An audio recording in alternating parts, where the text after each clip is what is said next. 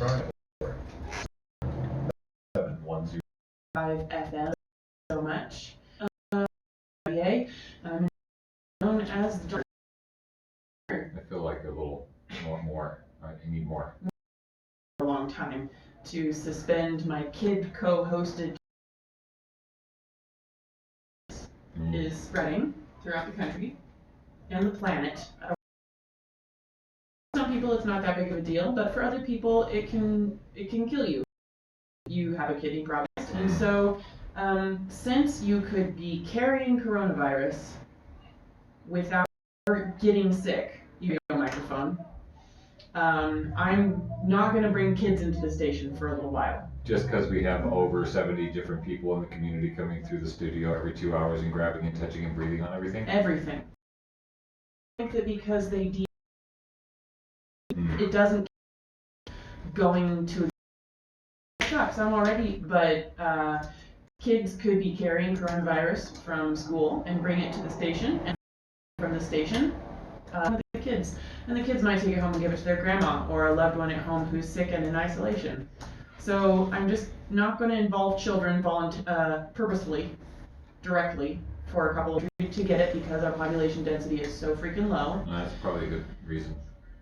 And the goal of measures that you've heard or gathering places for a little while, the goal of that is not because it's going to magically keep you from getting sick. The goal of measures is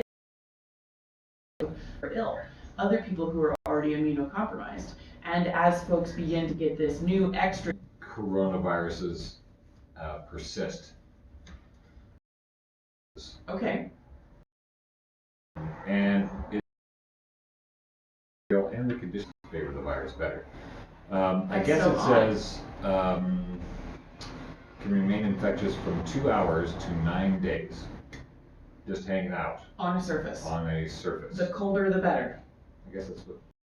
Is that the CDC? Are you going to need good information? No, this is good from deets? Medical News Today. This is a recent paper. The CDC does have some really great that I found. I did not know.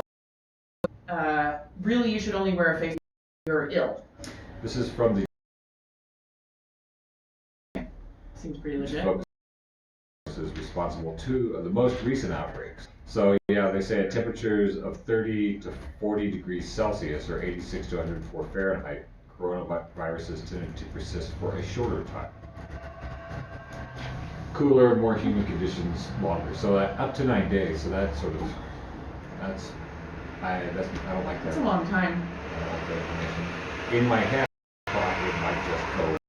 It would just die on the surface. I think in my mind, what I'm thinking of is just try to be smart, eat less sugars, get sleep, take walks so your lymphatic system is moving around, and try not to have anxiety is going to make me sicker. That's the irony, isn't it? It is. Over something. Anxiety, immunosuppression. Anxiety gives you ulcers. So yeah, people are anxious as it is. Right. So I think we're already pretty anxious in this country. Anxious around our condition as a society. We're a little anxious.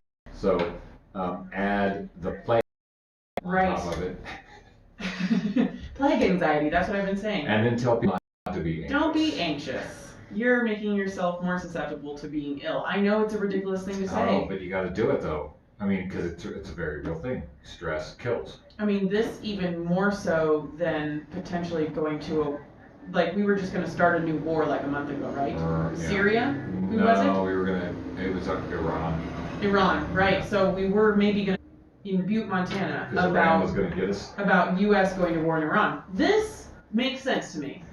I can understand. What, the coronavirus? Yeah, I think it's sensible. It's going to come here. Okay, people that we know and love are going to be sick. Makes sense of the toilet paper shortage for a respiratory disease.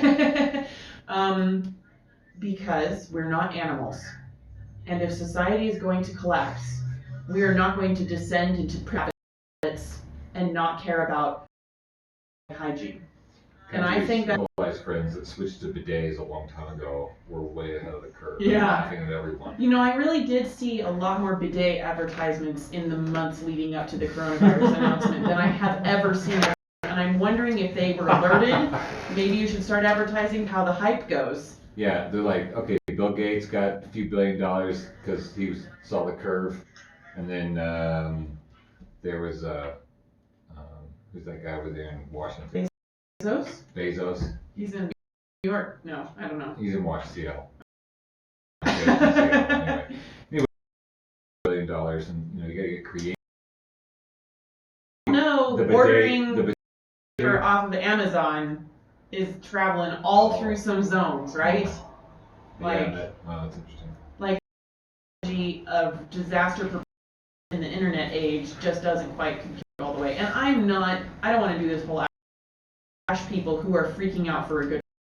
I use the hour to start the conspiracy theory that the bidet industry released it. Yeah. Olson says hello. Hi. Thanks for joining us on our live stream, Kevin. We appreciate you and the other folks that are sticking around for this conversation. Have you all found, you can't share photos in a Facebook live stream, unfortunately, but I'd be curious if you all have found any charts or graphs or links for helpful information, things that have been settling or unsettling for you. Maybe, I feel like what happened to me this morning was I saw Dr. Dave posted that Montana Tech is moving all of their classes to online classes. Right. And there hasn't been a confirmed case in Montana. Right. Well, better safe than. So that's preventative measures, and it kind of really brought it home for me a little bit. Last week, Trump said that it was a hoax, and then this week he's cherry countries for some reason. I don't know why, just Europe. I saw a statistic. Somebody had done the research. None of the countries that he owns golf courses in have been banned from travel. So, like, places that he wants people to travel for financial. I wouldn't put it past him. But like all of Europe, but not the UK. What does that even? What does that mean? All of Europe, but not the UK. Because the UK split. Who has the sort of same sort of. So we're gonna let them. They're fine. They can keep traveling. I guess. Like, why not any of the other countries that are struggling? I don't know. Shouldn't we all stay home, including all of the countries? It seems all the countries should just stay home. Totally arbitrary. Yeah. To just Europe. Like. Right. I figured Africa first, or. Right. Like. Cases and stuff. I know Italy's having a hard time. Italy's healthcare system is getting so overloaded that at this point they're having to decide which coronavirus patients to treat. Hope you have friends on the inside. Yeah, and so we're going to try to help people who have a higher likelihood of living. Can we talk about the financial part for a moment? Sure. Financial, you want to go full on down? Well, by the way, so you're listening to, this is not Post-Orthodoxy? This is a Post-Orthodoxy sidecar. Maybe we'll change the name later. Right. It's in 1 hour. We're doing it on Thursday since Jolly Rogers is on hiatus. Mm-hmm. And you can find us. It's true. You can also do it on YouTube and Twitch. If you're listening on the radio, thanks for tuning in. Mm-hmm. But so there's a little, memes go around. Sometimes they're good information and factual. Sometimes they're not. Mm-hmm. Sometimes they're dank, which is a good word, FYI. I learned that from the kids. I got a text this morning, at 5 o'clock in the morning, from a friend at 5 o'clock in the morning, and wanted to hit me to some email chain that concerning people from various about what's been going on with quantitative nefarious activity going on around the financial Fuji that we have going on. So anyways, yeah, she messages me this morning, and I'll skip all the hubbub, but she basically says, I don't know if this is of interest to you, but it came my way. I'm also on the with, if you want, I can send you the link. So she sends me this link. I didn't say I wanted it, but she sent it anyway. With the headline, even if you don't want to read this. Right, so it starts off 2008, the entire global economy was on the verge of collapse due to a liquidity crunch. In order to save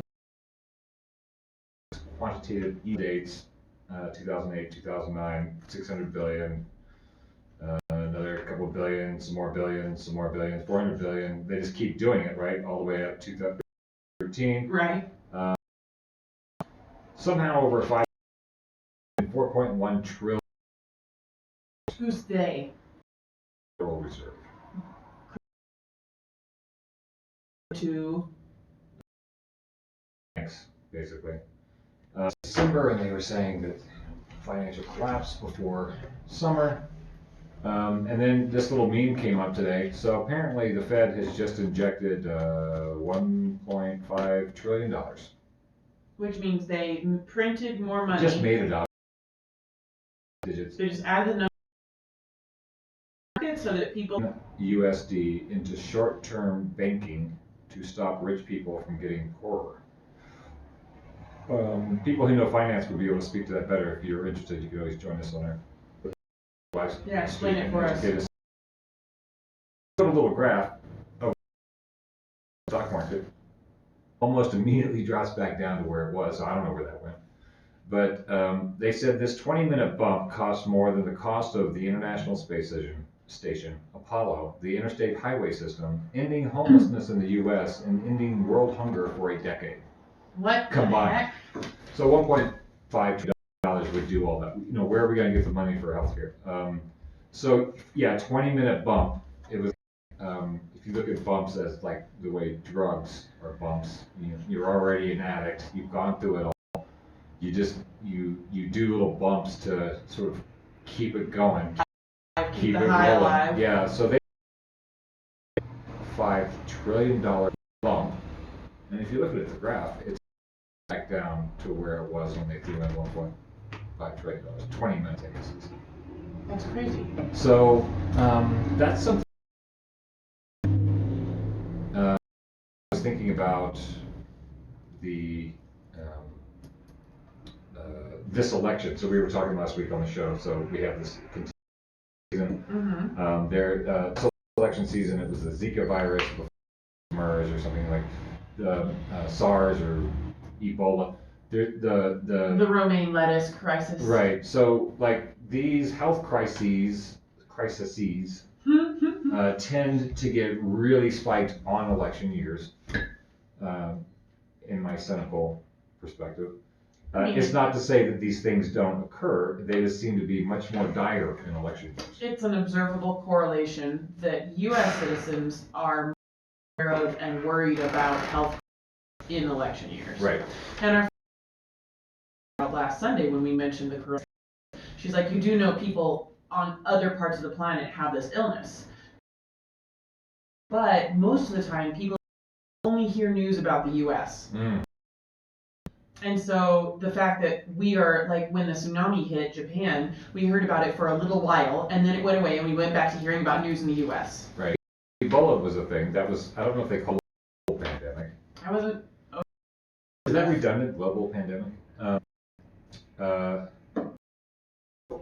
Anyway, this toilet paper runs on the last one. More. Gosh, if it gets a little fevered.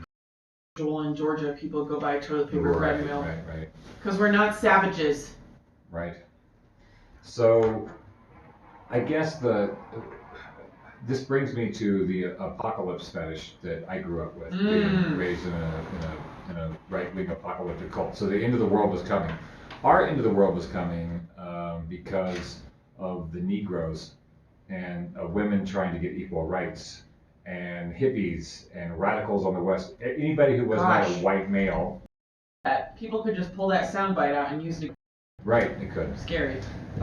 So that was the perspective of the church, the white, scared, middle-class cult members, the evangelicals. White, scared, male, middle-class cult members. Right, they weren't getting the American dream as they wanted. They weren't getting the thing they thought they were going to get. And so they blamed it on minorities. Whenever things go south, you blame it on somebody below you, status-wise in the culture. So it's not just because you're not succeeding, and it's definitely not because somebody is preventing you from succeeding because you moved out of your dad's house. So there was that apocalypse, which was just about social change. That was on the heels of the apocalypse war. each other to death. By that sort of hopscotch, then it was all the ne'er-do-wells, all the liberals that were going to destroy the planet, and Armageddon would come. Then after that, it was what was it? Oh, the Russians, and back to nukes. So we're going to kill each other with nukes again, with the Russians. And that was the thing that kept people on the edge of their seats. That's why they had buckets of rice in their basement, was because the Russians. And then Y2K was a good one. I got to be a radio DJ during Y2K. Ooh.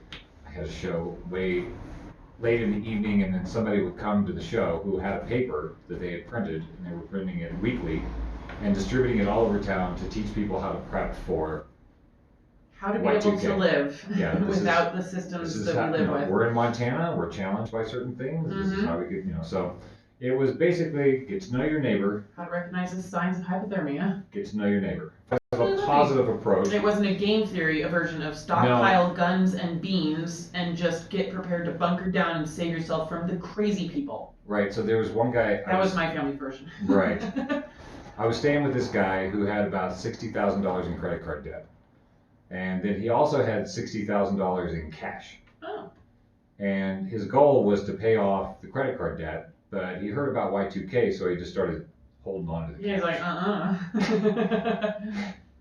As if the cash would be worth much after, Y2K right. either. Well, the problem with Y2K, as far as my parents explained it to me, was that the computers that were running all of the money now weren't going to understand that they needed to make it two something something something instead of one something something something. So everything would go crazy. Everything was going to reset to 1900 was the fear, and that meant all the records were going to get erased and money was going to get erased and your credit card debt would be gone. Things anymore. What's valuable next? We just had numbers in the sky, and so people were going to panic because the numbers in the sky weren't going to work. You weren't going to be able to buy gas with your credit card anymore. Right. So everybody was withdrawing money from their accounts in droves that the banks didn't have to give to people because it was all numbers. And so Y2K night, we got to sit up until midnight. See if the world ended? I was 12. Yeah. We got to sit up till midnight, and I had a glass of wine. Oh, because it could have been the end of the world. Yeah, it might have been the end of the world. Wow. And we had a storeroom in our basement, a locked storeroom that you had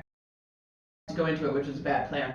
And it was really creepy to me because Illinois is full of spiders. Mm-hmm. And these are the big juicy ones. And it was Black Widows always full of spiders. Yeah. But we would go in there, and there were like, lots of sardines, which I was never going to eat, even if the world was going to end. I was like, no. But also like giant, 10-gallon buckets of grains and beans and powdered milk canisters and lots of guns and ammo and gardening tools and all these things that we ended up having to use over the next several years. My mom actually made us drink the powdered milk for several years afterwards. Oh my God, that's hysterical. Yeah, it was gross. Oh jeez. I just stopped eating things that you needed to put milk with. Right. Kevin Olson says some sect of Hindus think that the earth is destroyed and recreated 1,000 times per minute. Never-ending Genesis and Revelation apocalypse, 30 frames per second. That sounds about right. Yeah, I think in the parallel universes idea that, there could be more than one thing going on at a time than you are perceiving. Right. The world is always... was getting hip to, the doomsday bug, that's what some people were calling it. It was a doomsday bug. So you're saying people wanted the world to end? Oh, yes. Why? Well, like my friend who had $60,000 and $60,000 in debt. He was hoping that he would just have $60,000. Right, that would be great. Right, and I think the computers reset and debt was erased. Right, and I started thinking about, because I was raised in the world, because they're called. So again, much like we have to do with Democratic voters versus the DNC, or Republican voters versus the people in power in the RNC, we have to differentiate between people in your church who were members of the church and people in power who were benefiting off of the church. This guy was like a radio evangelist from the world stuff since the 40s. And I have a new marketing guy who's a new prophet of the Old Testament or something, and he had a target audience. Towards religion. He knew marketing. White middle class people were scared and they had to support him. So he got rich. The guy with Learjets that had the TV show and all that stuff. So fear, that's really all it was. It was just fear sells. He knew how to play a certain group for their money. Mhm. And basically they paid him, and then they got to get in the club at the end of, you know. Right. So people in power in the cult, the members, why did they want the world to end? Suffering and temptation, and maybe some of them were gay but told they couldn't be gay. So the world to end. There's like, you know, like Yeah. the closeted homosexual thing is exceptional in evangelical circles. Right. So there's families, that affects communities. You have fake people who have to live double lives, and that causes for an insincere community. So And you just get exhausted, and you get ulcers, and you get it leads cancer. to a lot of toxic behavior. So that, you know, that's just one reason. A lot of people just, you know, maybe they it was a very shame-based Old Testament eye for an eye. Jesus wasn't in that one. So obedience, it was about payments, and you didn't rock the boat, then you got into the club when you died. And life would be better because life is horrible, right? Right. The idea of life is gross, and you have to fight against something all you the have time. to fight against. You don't have your own. You would want to be kind of done with this existence. So apocalypse is very appealing to that mindset. That's why it still lives big in the evangelical world, because they're not having a good time. In my church, there was always, that was one of the things back in 70 AD, or people who were still waiting for Jesus to come back. And the people that thought Jesus already felt like, now we are in the years of tribulation. Yeah. So we had reasons why we weren't in the waiting for Jesus to come back camp. And I am not speaking for all people who thought Jesus came back and ravaged the temple and destroyed the Romans in the 70s. That's just 1970s? no, like 70 AD. Like It's around then. I mean, like saw a cross in the sky and wrote about it. The sort of evidence we were looking at when we thought that, you know, the desecration of which meant Romans in the temple. I'm just speaking for why we didn't think that Jesus was still coming back, and we had to disagree with those people. And what we disagreed with those people on is that if you're waiting around for Jesus to come back any minute, you're not going to invest in schools. You're not going to invest in hospitals. You're not going to do missions. You're not going to try to help out your neighbor or have a meaningful role on the planet, because you're just kind of still thinking that any minute now Jesus will just come back and take the true believers to heaven. There's no need to attend to the civic body. Yeah. Exactly. It's short term. Exactly. Which you should only be involved to try to stop abortion. It's of the earth. You should be thinking of higher things. I always love figuring out the difference between our two cults. Between the two cults, yeah. Mm-hmm. So I think that I started thinking, I looked at my friend's thing with the Y2K, and I started getting immune to apocalypse, because they started happening all the time. Then 2012 was like, oh, it's the end of the world, my calendar. There's always the end of the world. Housing crisis, kind of the end of the world for a week. People feel like the end is coming. There was a housing crash. They've even made movies about it now, right?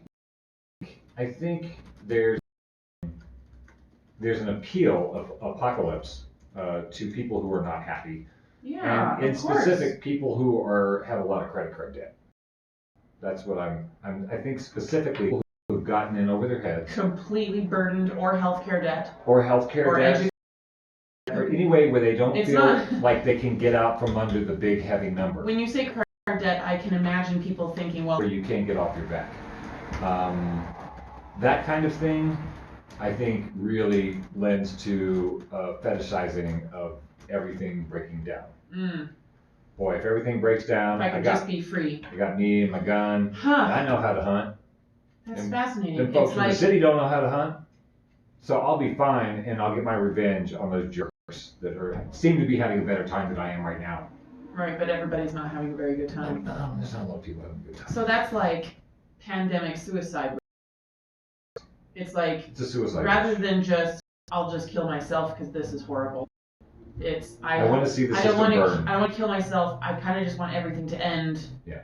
So you're attracted to apocalyptic situations. Well, also, if you're a part of the thing, the suicide tends to be pandemic or flood or Trump. Trump is enough to make you think the world is ending. You know, for some people, that was like, I know people who have not recovered from November 2016. Right. They're still living in the trauma of that. Of course, because it's because of the shock of kind of getting to know maybe their neighbors more than they wanted to. Right. Yeah. So if you're just tuning in now, you're listening to KVMF LPB. This is a community radio station.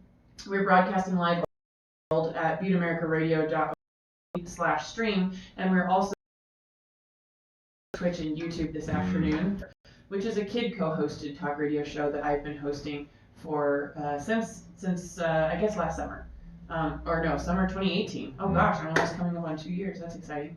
So, but I'm postponing Because of bringing kids into the station for a while, for their own safety and for the safety of their loved ones and for the safety of the enormous amount of volunteer DJs that come through the day. They advise to interact with people less for a little while. Not because that's going to magically keep people from getting sick, but because it's going to help mitigate make the vector. fewer people sick so that the healthcare systems can keep up with how many people need help. Right. And so today we're initiating a new segment of Post-Orthodoxy, which is just some more Post-Orthodoxy.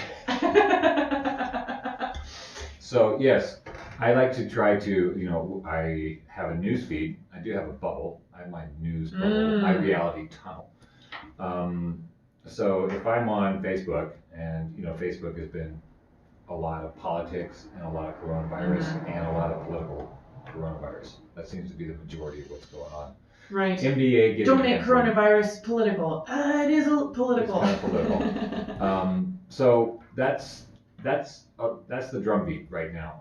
There's a lot of concern out there, and I don't know what the Orthodox view of this is. We don't necessarily have one. We have folks like once Trump said it's a hoax, then I watched a lot of the conservative friends that I have on Facebook really run with that and make fun of everybody for because they were really hoping it was. Right.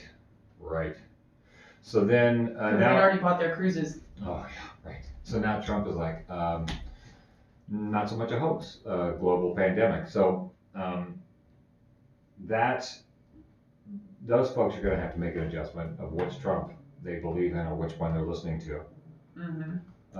It can kind of give you whiplash if you're a fan of that guy, on how fast you have to change your mind in order to stay in line with and still keep that guy as something that's a viable thing to pay attention to. So, I find that is one world. There's the scientific world. Like I wanted to know how long something stays on this, alive on the surface, and they're saying 2 hours to 9 days. So coronavirus can live on a non-organic surface and be something that could make somebody else sick for up to 9 days. Depending on the surface. As far as they know. Depending on the conditions. So far. Yeah. So that's something to put in. So, maybe this is the apocalypse. Maybe, the pandemic of 1917 killed a bunch of folks. And then it came around. Knowledge at the time.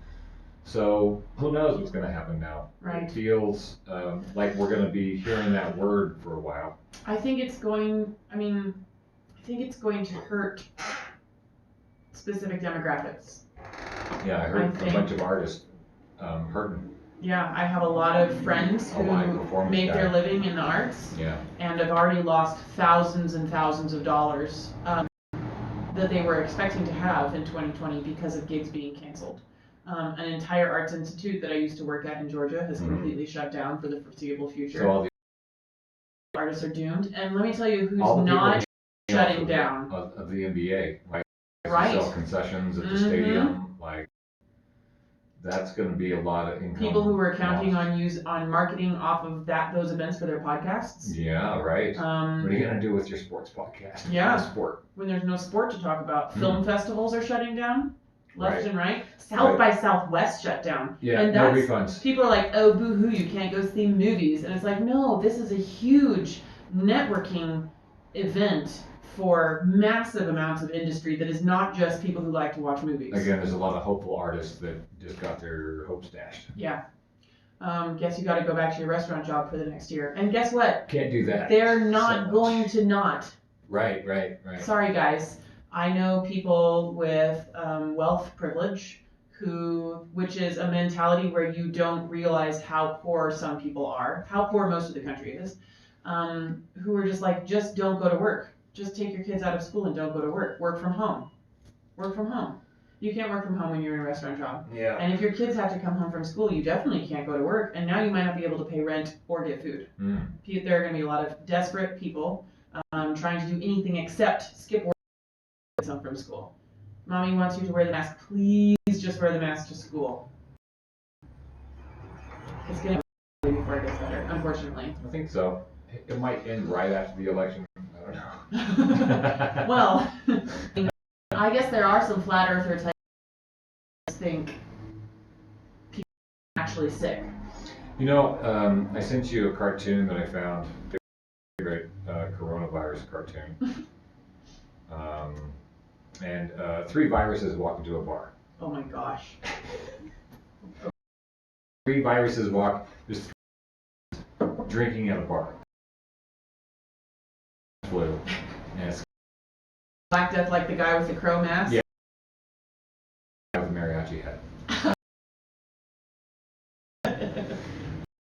The coronavirus, which is like a hipster.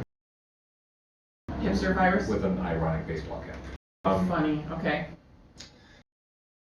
The coronavirus says not kill people per se, but to raise awareness around access to public health. And then the other 2 viruses are effing millennials. You don't have any real I like that because I think there is like, you know, there was a guy in Texas, some professor, I think in Austin, who in his class he proposed that we should start a virus that killed all the humans for the sake of life on Earth. Right. That we were the virus, and that if we had any kind of conscience, we would kill ourselves. Wow. For the sake of all other life that we are massively consuming and destroying. Well, you know. I mean, that doesn't take into account that humans are the most important being on the planet. You have to remember that because we live alone and separate from nature. Humans are the most important, and don't you start talking to me about your problems in India, because this is America and we're talking about problems in America. Humans are the most important beings on the planet, and so what would be the point if humans weren't on it? Right. It's just stuff for us to go eat and kick around. Exactly. The planet exists for us because God made it for us because he was lonely, and so he made us. Right. So I have a friend who's like, I'm so tired of people talking about really important issues as if it's a religious issue. I'm so tired of talking about stuff and hearing constitutional, and I'm tired of it. Like, America is not a Christian nation, and I'm like, well, I agree that there should be no religion in politics and no suppression or elevation. Religion over. But that being said, 70% of U.S. citizens still identify as Christians, and way more than that are participating in Christian-influenced groups. And they're basically riding the Christian train. They think things that are. They don't even think they're Christian. No, they don't think they're. Yeah. They think things that are influenced with biblical principles, like what's the point of the planet if humans aren't on it? Right. Which is a bit. Humans are superior to everything, and there's no point to a planet if humans aren't on it.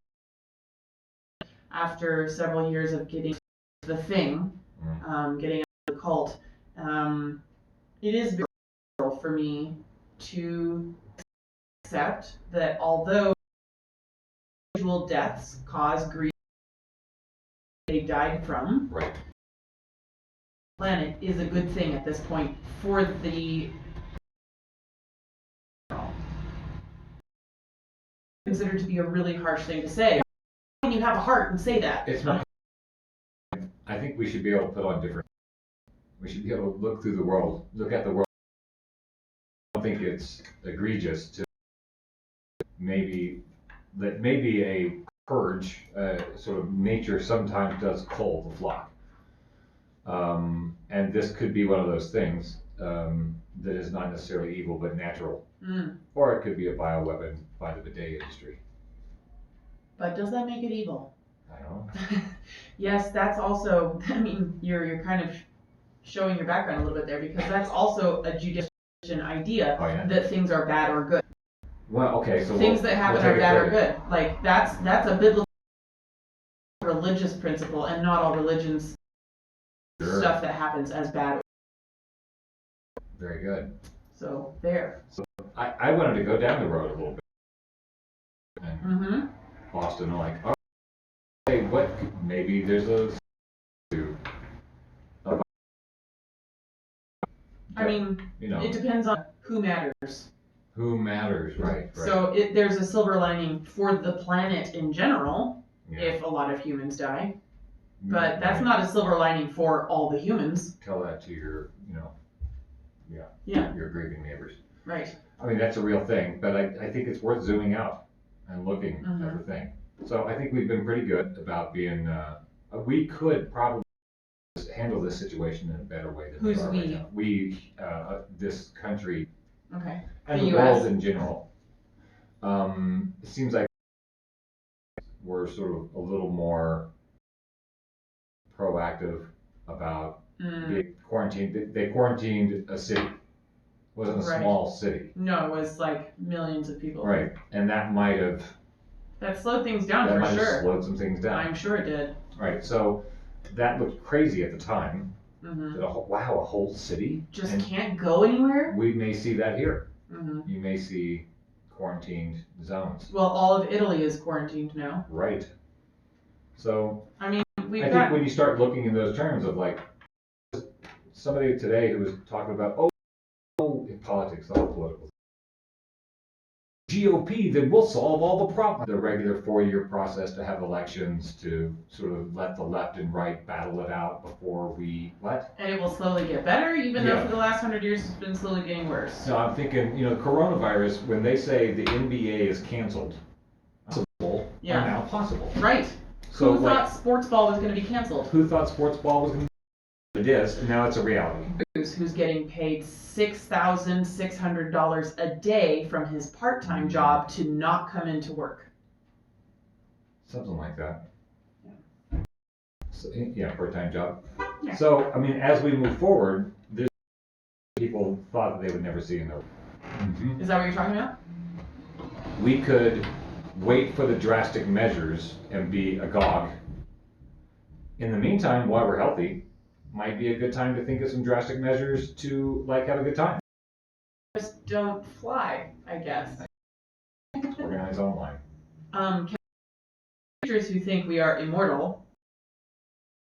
The world really scares us. Yeah, what is that? It's like I also am terrified of dying. Well, I think human organism, like the human as an animal, even though we're not supposed to be animals, we're connected to life. Mm-hmm. And the Christian story doesn't really jive with the life of an animal, like what to expect as an organism.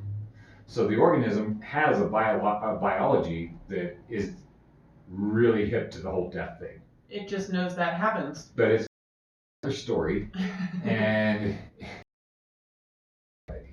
right, the struggle you've been told and your actual experience. Reality. Which you actually are as a living thing, right. And that's experiencing. I would prefer from anxiety more. He always listens to it. He's always listening. I would like to work on soothing my own animal anxiety about dying. Right. My social anxiety about dying. When I heard Montana Tech closed for classes, I got a little anxious. I have a lot of loved ones who are older. I have a lot of immunocompromised loved ones. I have never been to a care about. Right. You're one of the few that makes it to that age that hasn't had to bury a friend. Well, isolation helps. Excessive isolation to the age. Only participating with certain. So I'm looking at the silver lining. How can we let's be hopeful and hopeful. while the virus shines? It will get here. It will happen. The virus is going to come do its thing. Some people are probably going to die. Yeah. Most likely, and probably a lot of people won't. A lot of people will be sick for a while, and people cancel plans. I know people who've had to cancel trips that they planned. This is the kind of thing that breaks. What? Because when people are in when people are in need, people help people in need. And, you know, when extreme situations happen. So I had this guy who's a violin player and he's traveling. He was going to play in all 50 states. And, you know, a guy from a fine arts music school on the East Coast and very, you know, into his love of classical music. And his view was redneck with gun, you know, the whole trope. The whole trope, right? He was going to give it a shot to go camping. I'm in Wyoming. I'm going to go camping. Yeah.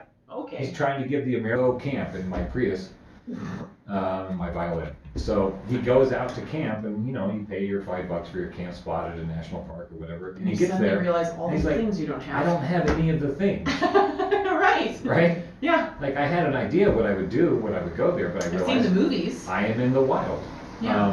And things that I need, I can't get now. And so, like these good old boys with plaid shirts and the gun racks and the pickup truck. Oh, hey, buddy, you need. And they just helped. They gave him a great camping experience. And he was like, that. I could not have imagined that happening unless I had had the experience. Unless he had had the need. Unless he'd had the need. And those guys are like, well, we don't care. We don't like classical music. Yeah. But, buddy. But you're going to need to eat some dinner. Yeah, you're going to need to eat some dinner. Right. And that's the thing that happens when we go into. And that's where I think crisis is a valuable. Unifying factor in the human condition. So without crises, we get to be separate. We get to enjoy not having connection, be in our own little sort of bubbles. But when you have to ask, or somebody has to ask, it's nice to be asked, and you can provide. It's really nice to be the person who can say, hey, I can help you out. It makes you feel good to be able to help somebody out. Of course. And I think this is what happens when businesses crash and schools are closed, challenges arise, and they'll get met. And some Humans will find resourcefulness in themselves. There will be new connections. Blossoming moments in the human experience. Is that positive? Is this a positive thought? New connections. I think that's really positive. I'm going to try not to sound like a hippie, like a stereotype of a hippie dippy, you know, whatever. When were you going to try that? I'm going to try it right now. Okay. A number of years. And Hawaii's got everything going on over there. Go get your really organic movement in Hawaii. So, you know, being a part of having the only organic farm on the island of Oahu, or landscape farm, having that puts you in a kind of people, right? So people who are concerned about people who are concerned about the environment, people who are paying attention to their bodies, and so there's a lot of philosophy, there's massage, there's like every kind of health trend. Right. A lot of it hokey, some of it really useful. I learned some things, and there's a lot of stuff I just had, you know, let roll off my back. So a lot of listening, I'll say listening. So a lot of listening going on, where because it looks hippie, it's good, and then it's also made by Coca-Cola and packaged for the hippie. Looks like a hippie thing. Right. But there was a guy who was he was a bit of a bon. What's a bon vivant? Bon vivant. Guy about town who had some money. He could just be as I think he used to be a gigolo back when he was in his 30s. Oh, nice. Okay. He was like not a gigolo anymore. He was an astronomer, astrologer. So still getting the ladies. Still getting the ladies. Yeah. And he used to read the poetry at one of my talk shows. Okay. So he'd wear some big Egyptian kaftan and be a bon vivant roomie, and that was great. But he broke something down that to me seems so dumb in its simplicity, but has only sort of grown since then. Because he's like, we come from a binary system, and you try to not be binary. You try to, I'm a part of the spectrum, and all that. But he's like, sometimes binaries are useful. And he goes, the binary of love and fear is a very, it's a different lens to look through than good or bad. Yes. So if you are acting in a way, you can stop and ask yourself, is this action rooted in some kind of love, or is it rooted in some kind of fear? And usually you can find out which side it's falling on. Right. And it is always one or the other. Unfortunately, there is no neutral. There's not a lot, and so there's that I can find. I would challenge anybody to try up with a between neutral. love and fear. Are you making this decision out of love, or are you making this decision out of fear? You try and show me a neutral situation, and I bet you it's not neutral. The thing that really got me is the other two phrases that he used was scarcity and abundance. Now I've been on the edge my entire life Scarcity, yeah. because I'm an artist and Mm-hmm. I mean I can do it. I can things that I want to as a human, as an organism, I want to do my things. Right. I'd rather do that than trade my hours for a couch. Always for being somebody. able to pay your bills every time. Right. Yeah. And that's my choice. Yeah. I'm not blaming society because of my situation or anything. But the idea of scarcity and abundance was something that I kind of balked at because I'm like, it's easy for you to say abundance because you got a bunch of old rich ladies giving me money for You're Carol reading, thinking, right? you were thinking purely financial abundance. Purely financial abundance. Mm. What was unpacked for me over time was like the idea of abundance is not locked down to theater tickets of U.S.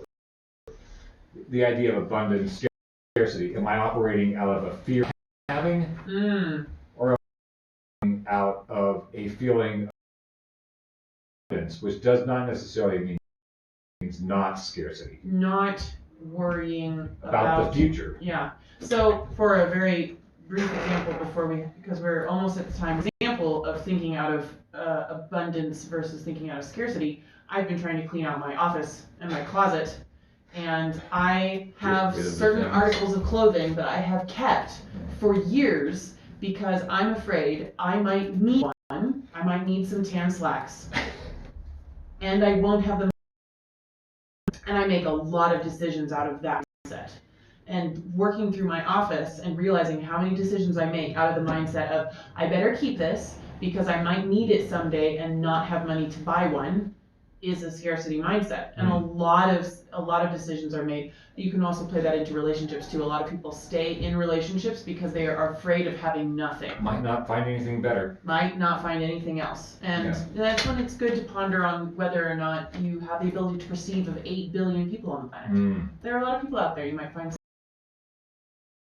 Yeah, sometimes you don't find the thing you want till you let go of the thing that you have. Yeah. Not necessarily. You have to make space for the thing you do want in your life. That means reality bubbles. That means mindsets. That means perceptions, party affiliation, and so on and so forth.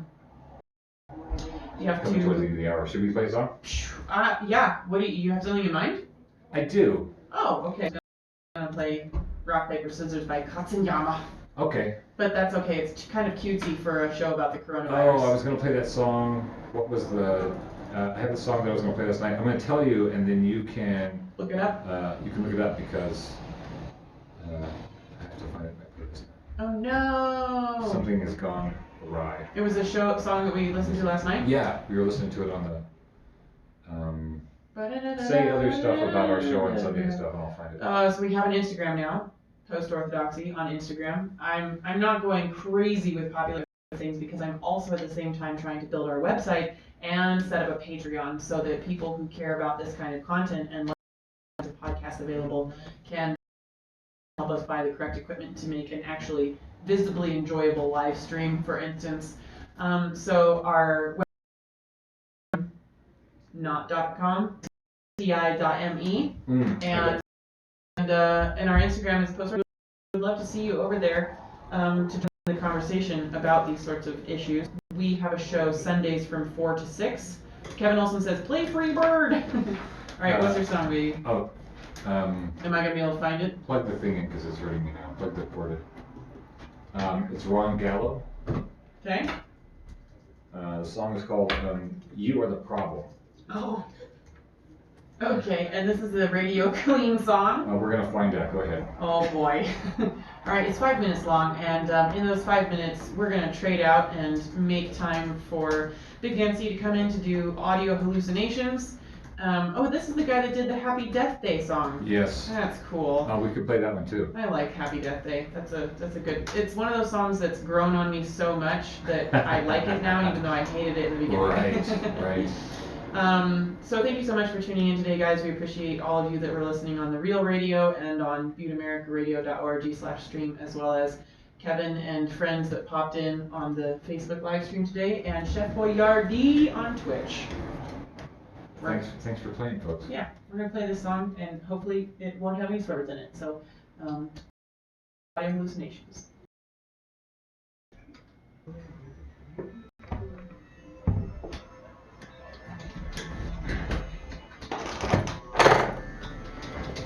I don't blame you guys. I hear it got dangerous up here. Yeah. Dangerous. Dangerous. The tweaker. I heard Oh yeah. Clark came in his underwear and they tased him. Yeah, Clark ran No, around Clark the got corner. tased, so they come on. Oh, he went crazy. Crazy. Did you check the lyrics? I'm looking. Okay. I don't see them, actually. Pardon us, gentlemen. I Oh don't. no, please. I think it's on my regular playlist. I picked it for a show. Because I did that Indina Mendez song, because she sings for Disney and she pops off with the F word halfway, and she's got one of them clear voices. I was like, Oh Yeah. no! Yeah. Did you find them? No, nobody has the lyrics, so. Fine. I was listening to it. I know where the dumb